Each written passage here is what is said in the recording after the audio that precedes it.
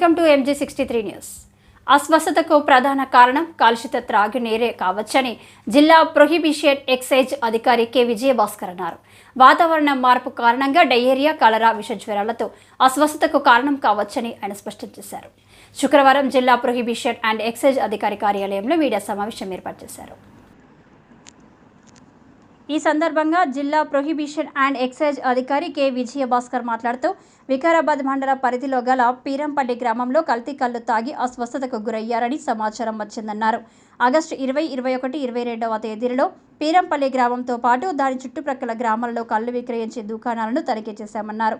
తనిఖీలో భాగంగా పలు కల్లు విక్రయించే దుకాణాల నుండి కల్లు శాంపిల్ను సేకరించి పరీక్ష నిమిత్తం ల్యాబ్కు పంపించనుందన్నారు. ల్యాబ్ టెస్టుల ఆధారంగా కల్తీ కల్లు అయినట్లు నిర్ధారణ అయితే చట్టపరంగా కేసు నమోదు కఠిన చర్యలు తీసుకుంటామని ఆయన హెచ్చరించారు. మీడియా సమావేశంలో సిఐ రఘువీనా, ఎస్ఐ ప్రేమ్ కుమార్ రెడ్డి ఉన్నారు. కళ్ళు దాగి ఒక 10 మంది అస్వస్థత అయిందని మా నోటీసు రాగానే ఇమీడియట్గా మేము మా డిస్ట్రిక్ట్ టాస్క్ ఫోర్స్ టీమ్ని పీరంపల్లి విలేజ్ పంపించడం జరిగింది. పంపించి టాడీ టెస్ట్ చేసాం. టాడీ టెస్ట్ చేస్తే టాడీ ఫ్రీ ఫ్రమ్ క్లోరైడెడ్ వచ్చింది.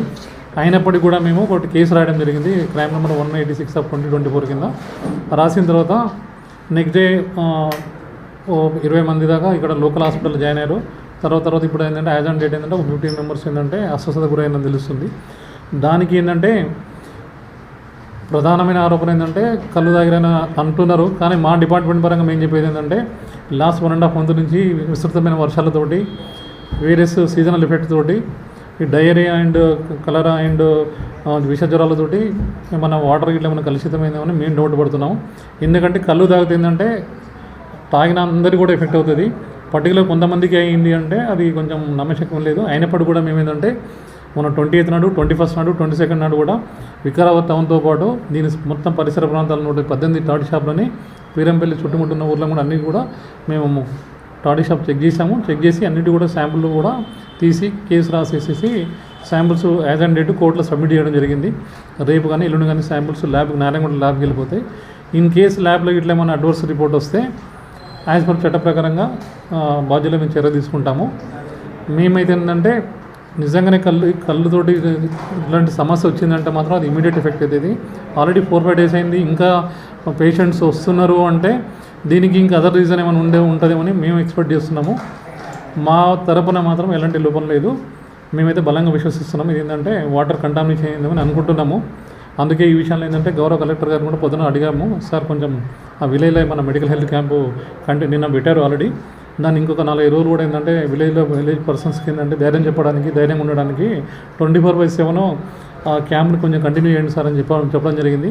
సార్ కూడా ఒప్పుకున్నారు. నా ముందే డిఎంహెచ్ గారు కూడా చెప్పారు కంటిన్యూ చేయండి క్యాంప్ అని చెప్పి. సో ఏమైనా ఇష్యూస్ ఉంటే మీ నోటీస్ కూడా ఉన్నా కూడా మాకు చెప్పండి. చట్ట ప్రకారం ఏం చర్యలు తీసుకుంటామండి. అదేవిధంగా ఇంకోటి ఏం చెప్పిందంటే లాస్ట్ జనవరి నుంచి ఇప్పటివరకు ఏంటంటే ఈ టాడీ షాప్స్ మీద మన జిల్లాలో 341 టాడీ షాప్స్ అంటే TFT కౌంటర్స్ ఉన్నాయి, 57 TCSలు ఉన్నాయి. మొత్తం కలిపి 2246 మంది లైసెన్సీలు ఉన్నారు. మేము ర్యాండమ్గా ఎవ్రీ మంత్ శాంపుల్ తీసుకుంటాం, మినిమం 20-30. ఇప్పటివరకు 124 శాంపుల్ ఇవ్వడం జరిగింది. ఒక 4 కేసులలో అడల్టేషన్ వస్తే వాటి మీద లైసెన్స్ కూడా రద్దు చేసి పర్సన్స్ రిమైండింగ్ పంపడం కూడా జరిగింది. కాబట్టి ఎక్కడ కూడా ఎక్సైజ్ శాఖ పరంగా ఎలాంటి లోపం లేదు అని మీ ద్వారా నేను పబ్లిక్ను నేను తెలియజేసుకుంటున్నాను. మీరేమైనా అడిగారు?